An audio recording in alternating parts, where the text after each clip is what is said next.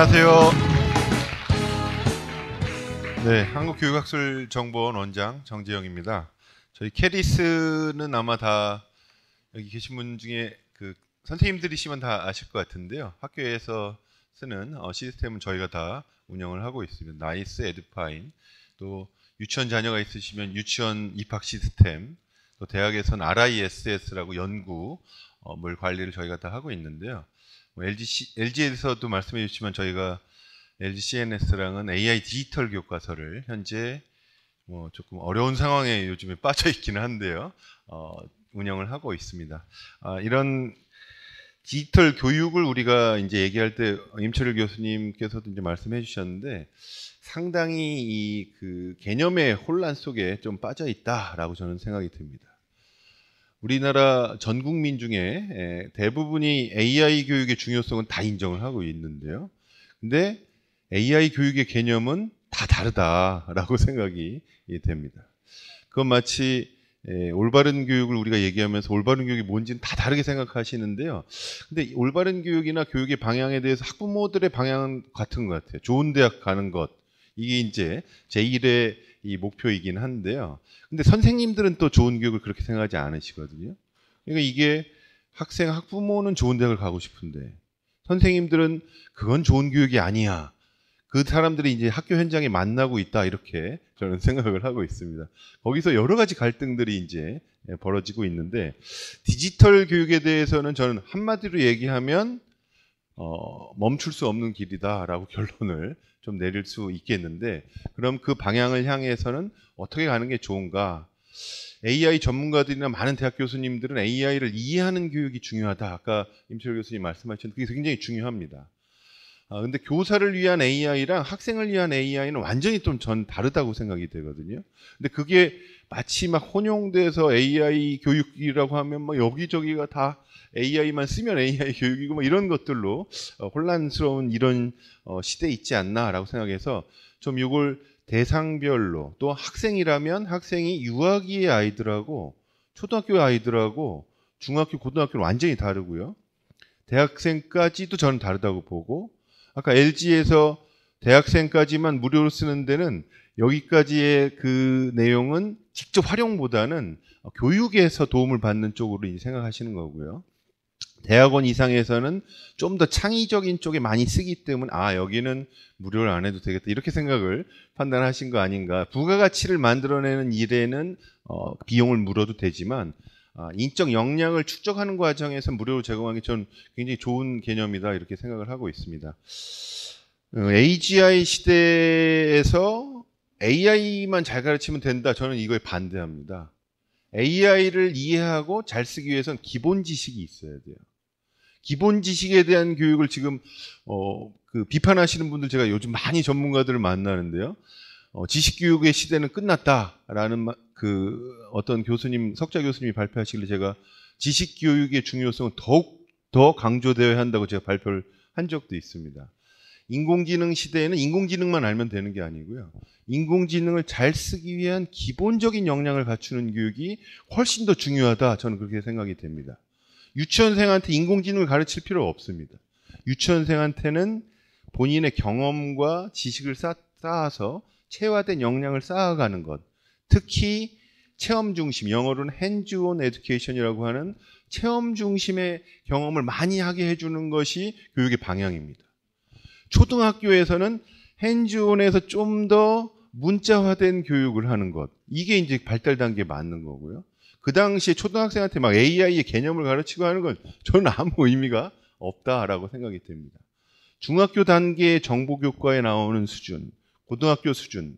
그럼 대학에 가면 챗GPT를 다 써도 되느냐? 저는 반대합니다. 대학에 입학해서도 전공의 지식에 대한 개념을 체화하는 게 훨씬 더 중요하거든요. 그렇지만 챗GPT가 도움을 줄 수 있는 부분은 커지고 있다라고 할 수 있겠습니다. 그래서 발달 단계별로 우리가 접근을 해야 되고 대상별로 접근해야 되는데 마치 동일한 잣대로 우리가 보는 것 아닌가 하는 그런 안타까움이 있어요. 초등학교에서 AI 교과서를 쓴다고 하니까 제가 아는 일반적인 많은 분들이 AI를 가르치는 교과서로 생각을 하시는데요. 그게 아니라 AI 교과서에 운영 주체는 저는 교사라고 생각합니다. 교사가 수업을 할 때 어떻게 효율적으로 할 것이냐 하는 게 초등학교 수준인 거고요.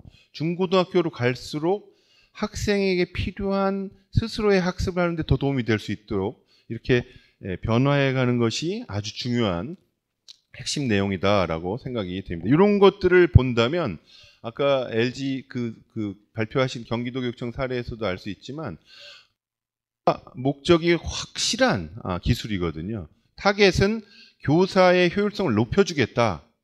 교사의 업무 효율성, 업무라는 건 수업도 있고 행정도 있고 상담도 있고 교사의 일이 있는데 교사의 일이 원래 해야 될 일이 100이라면 할 수 있는 시간은 10밖에 없어요. 그럼 항상 90씩은 못하고 지나가고 있는데 AI 기술이나 디지털 기술을 활용하면 이 100이라는 과업을 조금 더 효율적으로 할 수 있겠다라는 초점이 명확하다라고 저는 생각이 됩니다. 그래서 이렇게 기술을 활용할 때 어떤 목적으로 기술을 쓸 것이냐 이게 명확해야 되고 그것에 대한 동의를 얻고 함께 쓰는 것이 매우 중요하다라는 걸 서론으로 말씀드리고 제가 준비된 내용을 말씀드리겠습니다.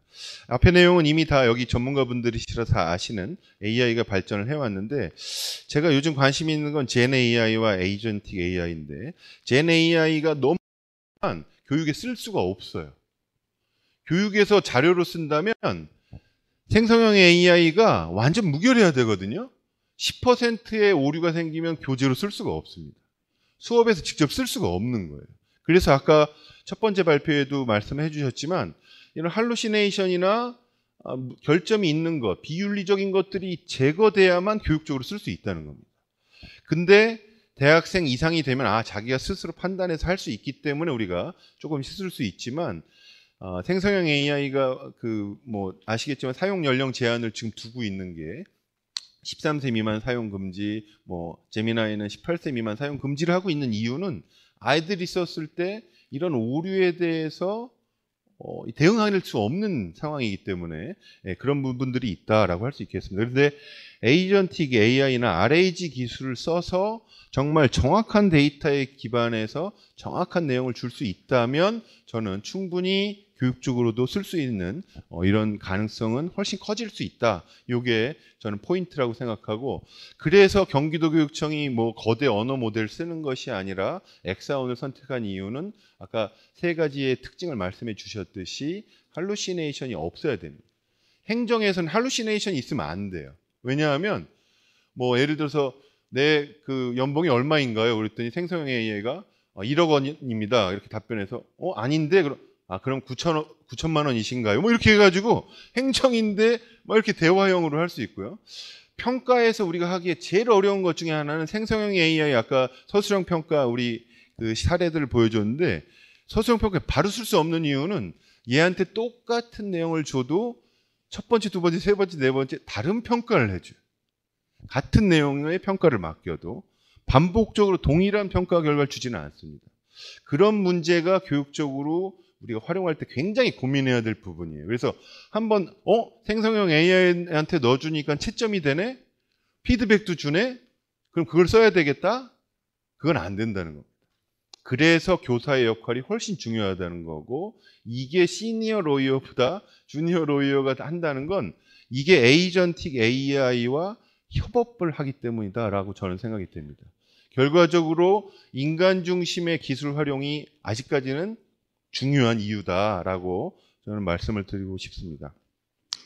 옛날 교실하고 요즘 교실 그려줘봐 이렇게 그렸는데 요즘 미래의 교실이 미래의 교실은 아닐 거예요. 아마 제가 볼 땐 생성형 AI가 아직 상상력이 부족합니다.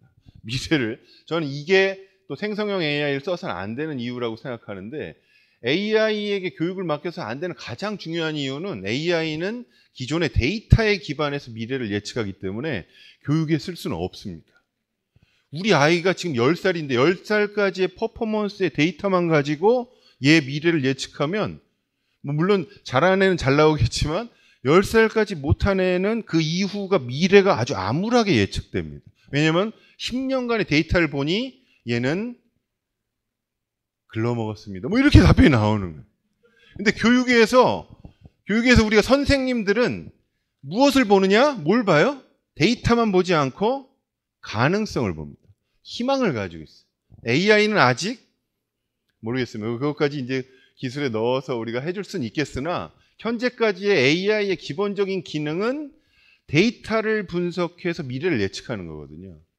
근데 우리 교육학에서 제가 교육학과 1학년, 대학교 1학년 때 배운 개념 중에 제일 좋아하는 개념이 레이트 블루머라는 개념이 있습니다. 언제 꽃필지 모른다는 개념이에요. 늦게 꽃피는 아이. 얘가 우리가 이제 요즘 유행하는 말로는 포텐이라고 하는데 포텐이 10살에 터질 수도 있지만 제 주변에는 50이 넘어서 터지는 사람도 있더라고요. 그래서 이 교육이란 인간의 변화에 대한 것을 여태까지의 데이터만 가지고 우리가 판단할 것이냐 하는 문제를 우리가 고민해야 된다라고 할 수 있겠습니다. 그래서 너무 좋은 도구이지만 항상 조심해야 되는 이유가 여기에 있다라고 저는 생각을 합니다. 근데 현재 교실은 공장형이에요. 산업화 시대의 학교이기 때문에 대량 생산 교육을 하고 있습니다. 그래서 많게는 뭐 저희 다닐 때는 70명까지 한 반에 있었잖아요. 한 반에 70명이 동일한 내용을 배우면서 못하면 누구 책임이에요? 본인 책임입니다. 선생님은 분명히 가르쳐줬는데 못하는 애는 자기 책임이었어요. 이런 시대가 산업화 학교의 모습인데 이게 전 세계가 똑같습니다. 그렇지만 교육자들은 한 명 한 명의 아이들의 차이를 보고 어떻게 얘네들에게 학습의 경험을 줄 것이냐를 고민해 왔고요. 그게 교육학이에요. 그래서 교육학은 여기 교실에서 뒤떨어진 아이들 한 명 한 명을 찾아내서 어떻게 얘에게 의미 있는 학습의 경험을 줄 것이냐, 이게 개인별 맞춤형 교육이라고 할 수 있겠습니다. 그 노력을 고민을 엄청나게 했어요. 기본 전제는 학교를 유지하는 상태에서. 근데 학교라는 세팅만 벗어나면 훨씬 쉬워져요. 1대1로 가르치면 되니까. 그렇지만 기본 전제는 학교라는 전제. 지금은 20명, 우리나라에도 20에서 25명이 있는데요. 미국에서 한 연구 중에 재미있는 연구가 종단 연구를 했는데 미국의 선생님들이 지금 미국의 한 학급 클래스 사이즈, 학급당 학생 수가 25명인데 12명 정도 되면 맞춤형 교육을 할 수 있다. 이렇게 주장을 했습니다. 교사단체가. 우리나라 교사단체도 요즘 주장하고 있어요. 그래서 미국에서는 그러면 25명이냐 12명이냐를 가지고 실험을 해보자로 해서 종단 연구를 해봤습니다. 그래서 실험군은 12명, 대조군을 25명으로 해서 교육을 해봤어. 1년, 2년, 3년까지 한 주도 있고 6년까지 한 주도 있는데 위스콘신, 테네시, 캘리포니아에서 다 주별로 연구를 했는데요. 연구 결과 12명인 학급과 25명인 학급 중에 12명인 학급이 훨씬 더 성적이 좋아졌다. 한번 손 들어보세요. 12명이 되니까 성적이 막 올라갔다. 25명이 더 좋다. 똑같다. 정답은 똑같다는 겁니다. 25명인 학급과 12명인 학급의 학업 성취도가 1년, 2년, 3년을 해도 왜 똑같냐? 왜 똑같아요? 수업 방식이 강의식이면 25명이 있으나 12명이 있으나 심지어 우리나라에 70명이 있으나 옛날 70명일 때 다니셨죠? 그때랑 지금 20명 있잖아요? 애들이 그러면 20명이면 훨씬 더 잘해야 되는데 지금 선생님들 옛날 70명일 때는 50명이면 잘할 수 있다고 했었고 50명이 되니까 30명이면 잘할 수 있다고 했는데 지금 25명이니까 12명 해야 된다고 지금 얘기하고 있습니다. 근데 아주 재미있는 상황은 우리나라에 이미 한 반에 2명인 반도 있어요. 5명인 반도 있습니다. 10명인 반도 있어요. 그래서 제가 인터뷰도 해봤어요. 5명인 선생님은 옛날에 20명인 학교에서 전근을 가신 건데 한 반에 5명이면 맞춤형 교육이 훨씬 더 편하신가요? 그랬더니 편할까요? 안 편할까요? 똑같다는 거예요. 맞춤형 교육은 5명만 있어도 어렵대. 심지어 2명이 있어도 맞춰주기 어렵다는 겁니다. 선생님이 다 한 명 한 명을 같은 시간 내에 한 명 한 명을 봐줄 수가 없는 거예요. 물리적으로 불가능합니다. 근데 그것을 어떻게 우리가 해결할 거냐를 우리가 고민해 봐야 된다. 우리의 목표는 우리가 다 동의할 수 있어요. 한 명의 학생도 놓치지 않는 교육을 하자. 여기서 놓치지 않는다는 건 인지적인 측면뿐만 아니라 정서적으로도 우리가 다 돌봐야 된다. 이걸 하면 좋겠다는 생각은 다 하시는 거죠. 그런데 수업을 하기도 벅차요. 20명 아이들의 성적을 다 우리의 목표대로 그 나이에 해야 될 과업이 다 교육과정에 있는데 그 나이에 맞는 성취 수준에 도달시키기가 어렵다는 거예요. 근데 정서적으로 다 돌보기까지 거의 불가능한 거예요. 불가능한 과업들이 점점 늘어나고 있어요. 선생님들의 일이 훨씬 더 늘어나고 있어요. 그래서 학교는 지금 불편합니다. 학교에서 보신 선생님들 불편한 이유는 사람은 똑같은데 일이 100에서 200으로 늘었다. 그럼 누군가가 그 일을 더 해야 되는데 그 일을 교사가 맡을 거냐, 행정실에서 맡을 거냐, 아니면 또 다른 공무직을 채용할 거냐로 학교는 시끌벅적해요. 매년 시끄럽고 교육감이 바뀌시면 또 새로운 정책이 나오고 정부가 바뀌면 또 새로운 정책이 만들어집니다. 그럼 기존의 것이 없어지는 거냐? 그렇지 않아요. 계속 누적돼서 늘어나고 있어요. 그러면 포기할 수밖에 없는, 다 할 수 없는 상태입니다. 결국은 10명이 100의 일을 하다가 200의 일이 생기면 10명이 다 해야 되는 상황인데 어떻게 이 문제를 해결할 거냐?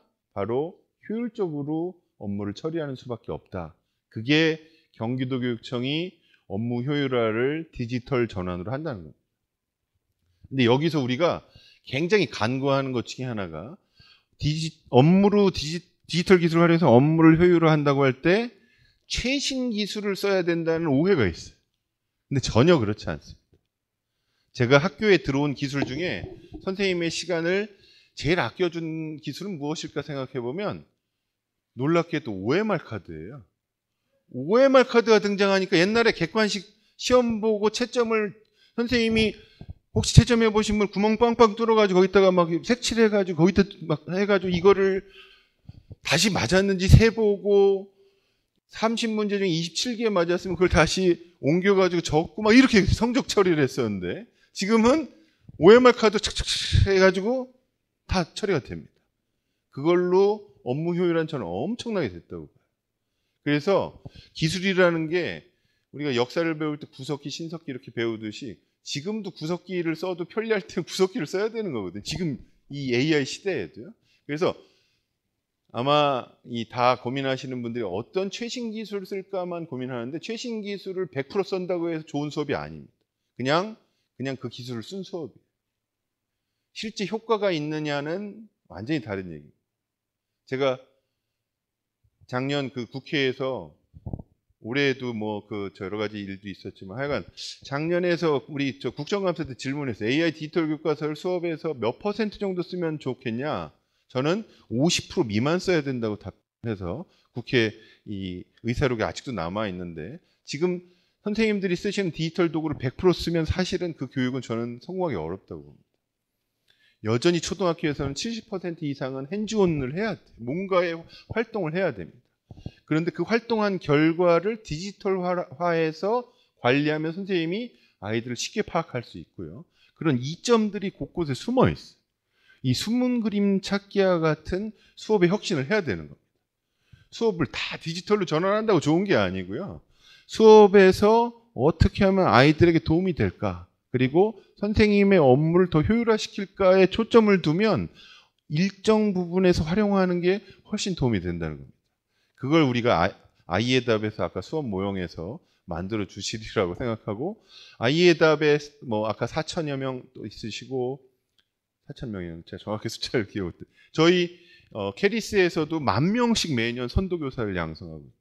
그래서 끊임없이 교사들이 노력하시면 좋은데 그분들하고 아예 안 하시는 분하고의 격차가 1년, 2년, 3년 될수록 점점 더 간극이 벌어지는 게 저는 또 하나의 심각한 문제가 아닐까 이렇게 생각하고 있습니다.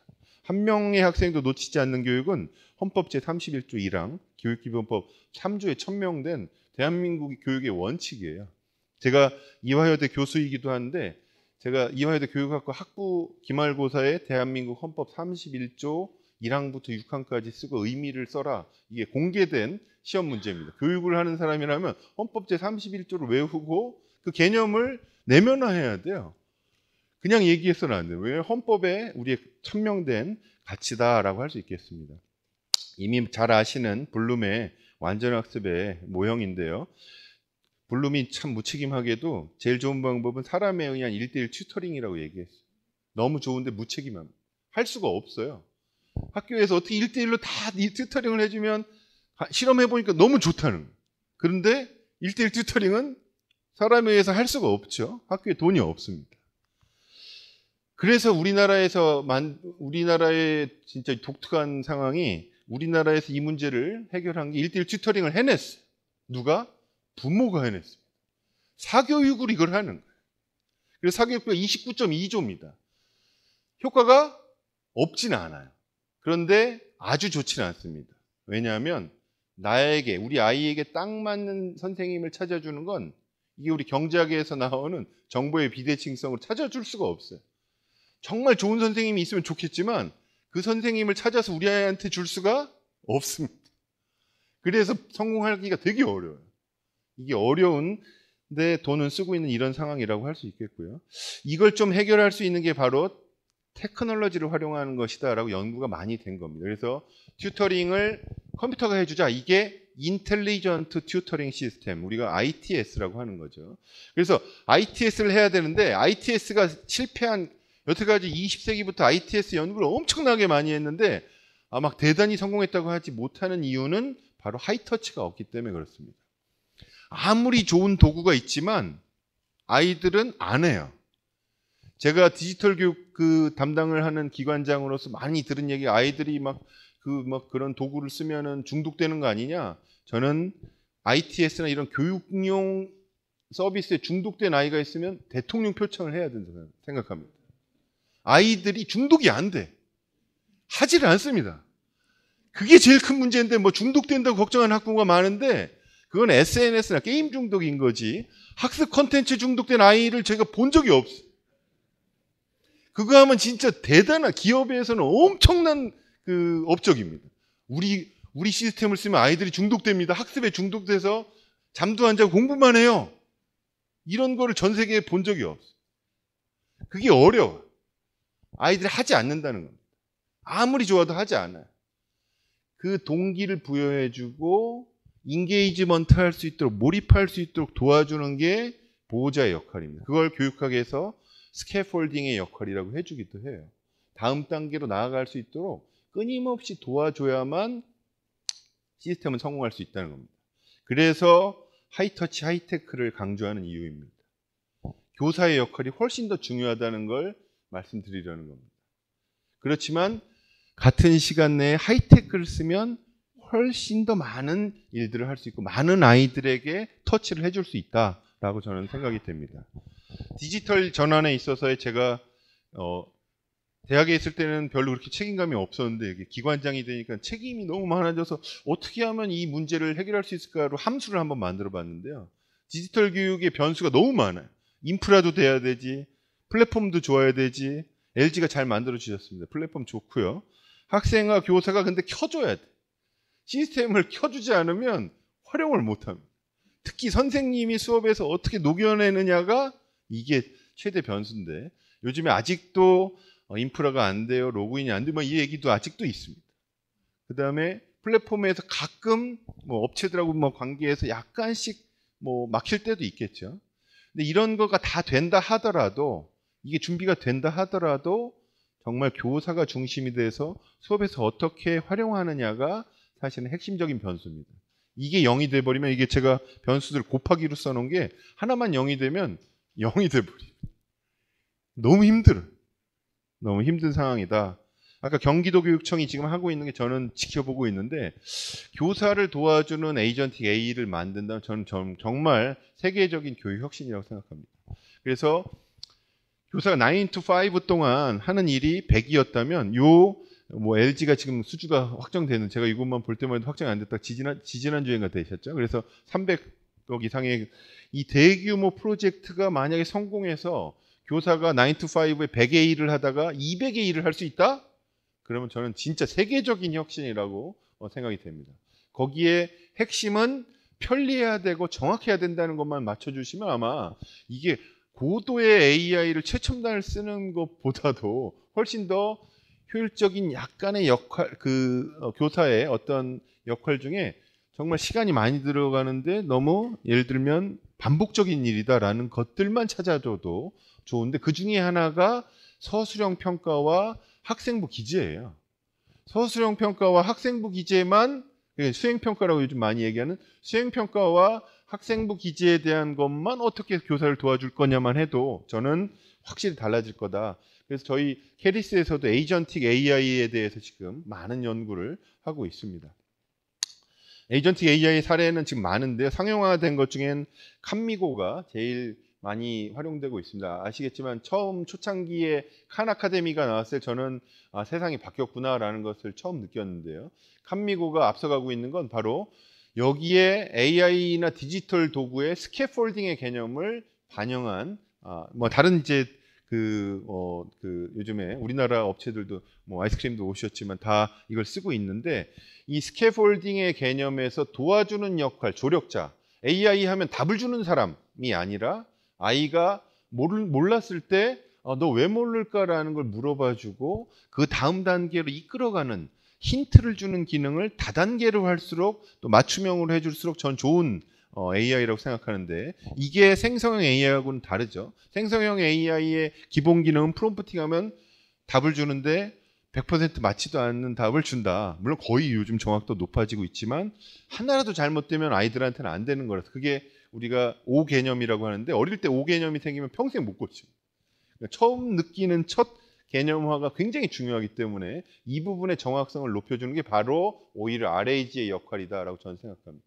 일반 젠 AI가 할 수 없는 거를 교육 분야에서는 쓸 수 있다라는 게 저는 핵심이다라고 생각이 됩니다. 교사를 돕는 에이전틱 AI 모델도 아마 우리가 이번에 경기도가 개발하겠지만 이미 상당 부분 여기에서 프로토타입 형태로는 있다고 저는 생각을 해요. 근데 업무는 달라요. 우리나라랑 미국이 다르기 때문에 여기는 수업의 중심이 되어 있는데 행정적인 역할까지 할 수 있으면 저는 에이전틱 AI로 도움이 될 수 있다라고 생각됩니다. 세상은 빠르게 변하는데 디지털 교육 혁신 확산을 보면서 제가 느끼는 생각은 다른 분야도 똑같습니다. 똑같은데 로저스의 1962년 이론이 있는데요. 1962년에 로저스가 보니까 사회가 혁신이 되는데 빨리 안 변한다는 거예요. 그래서 앞에 이노베이터 2.5%가 막 끌어가려고 하지만 얼리 어댑터까지 가는 데만도 오래 걸리는 거죠. 그래서 얼리 머저리티까지 돼야 어느 정도 정착됐다고 보는데 그게 50% 선입니다. 그래서 30-40%가 쓴다? 그럼 엄청나게 많이 쓰고 있는 거예요. 10%가 쓰면 혁신적으로 쓰고 있구나라고 볼 수 있는 거고요. 근데 오늘도 우리 기자님들도 계시지만 AI 디지털 교과서 고작 32%가 쓰고 있다고 하는데 저는 32%가 쓰고 있다는 건 엄청나게 많이 쓰고 있는 거예요. 그 중에서도 쓰는 게 달라요. 정상분처럼 아주 잘 쓰시는 분부터 쓰는 학교에서도 다릅니다. 이게 확산이 되려면 시간이 좀 걸리는 거예요. 그게 우리가 말하는 S커브라고 하는 겁니다. 결국 혁신이 되려면 초창기엔 천천히 올라가다가 급속히 빨라지는 순간이 저는 올 거라고 보는데 디지털 교육에 있어서 여러 시스템이 도입될 때 동일한 일이 있었어요. 20년 전에 나이스가 도입될 때 행정 지원 시스템이 도입될 때 그것은 절대 안 된다고 결사 반대했어요. 물론 장관 퇴진 운동까지 했어요. 그렇지만 지금은 안정돼서 더 편리하게 만들어달라는 요구로 바뀌었고요. 10년 전에 K 에듀파인이 도입될 때 결사 반대했어요. 절대 안 된다. 그렇지만 지금은 기능 개선의 요구들이 넘쳐나고 있습니다. S의 커브를 넘어갔어요. 저는 이 디지털 교육도 곧 S의 커브를 넘어갈 때가 오지 않을까 이렇게 생각합니다. 그래서 저는 현장을 보면 좀 안타까운 게 교실 수업을 가보기도 하고 선생님들 사례를 보면 아이들이 너무 달라요. 다 달라. 심지어 어느 교실 동영상 촬영한 걸 보니까 맨 앞자리 여기 우리 앉으신 요 자리 아이가 계속 책상에 올라가. 선생님이 수업하고 있는데 계속 올라가고 내려가고 올라가고 바로 앞자리에 놓은 거죠. 선생님이 저 뒤에 놓으면 또 안 되니까 앞에다 놨는데 그 아이 올라갔다 내려갔다 하는 아이를 보면서 수업하는 선생님의 마음이 막 느껴집니다. 그래서 이 어려운 교실의 상황, 소리 지르는 아이, 뛰어다니는 아이가 막 지금 있는데 진도는 나가야 돼. 선생님 얼마나 힘들겠어요? 근데 이걸 도움을 받기 위한 이 모습들, 그리고 느린 학습자들이 좀 더 많은 환경에서는 지금도 굉장히 많은 도움을 받고 있습니다. 제가 최근에 나온 설문조사를 보니까 디지털 기기 활용에 제일 적극적인 그 선생님들이 특수교육 대상 선생님, 특수교사들이 되게 더 긍정적인 모습을 보여주면 더 어려우신 거죠. 그래서 이렇게 느린 학습자에게 조금 더 도움을 줄 수 있는데 활용되는 이런 디지털 교육이 되기를 바라는 마음입니다. 제가 마지막으로 선생님들에게 위로의 말씀을 드리는데요. 옛날에는 이 하이터치가 필요 없던 세상에는 피지컬 터치가 있었습니다. 우리말로 체벌이에요. 동기화하고 몰입을 유지하는데 이보다 더 좋은 게 없었어요. 서당도의 그림에 여기 회초리가 있죠? 이게 바로 피지컬 터치인데, 피지컬 터치는 굉장히 편리하지만 이제 쓸 수가 없어요. 이걸 이제 금지되어 있는 상태에 어떻게 동기화하고 끝까지 주목시킬 거냐. 저는 요즘에 고등학교 잠자는 수학교실의 이유를 한마디로 저는 체벌 금지 이후에 생긴 현상이라고 생각합니다. 옛날에 학교 다닐 때 함부로 자면 옆에 애까지 맞았잖아요. 잘 수가 없어요. 그래서 우리가 고등학교 다닐 때 배운 새로운 기술 중에 하나가 눈 뜨고 자는 기술입니다. 눈을 뜨면서 이렇게 자는 걸로 연습해서 막 움직이지 않고 자고 이런 것들을 했던 기억이 있는데, 요즘 선생님들에게 드리고 싶은 위로의 말씀은 피지컬 터치는 안 됩니다. 하이터치로 어떻게 아이들을 동기화시키고 끝나는 시간까지 몰입시킬 거냐? 너무 어렵습니다. 너무 어려워요. 그래서 그거를 하셔야 되는 어려움을 이 하이테크가 조금 더 도와드릴 수 있는 방법을 찾는 게 중요하다라고 생각이 됩니다. 마무리 말씀은 미래 교육을 얘기하지만 예측하는 것이 아니라 우리가 만들어가는 것이다 라는 말씀을 드리면서 마치도록 하겠습니다. 고맙습니다.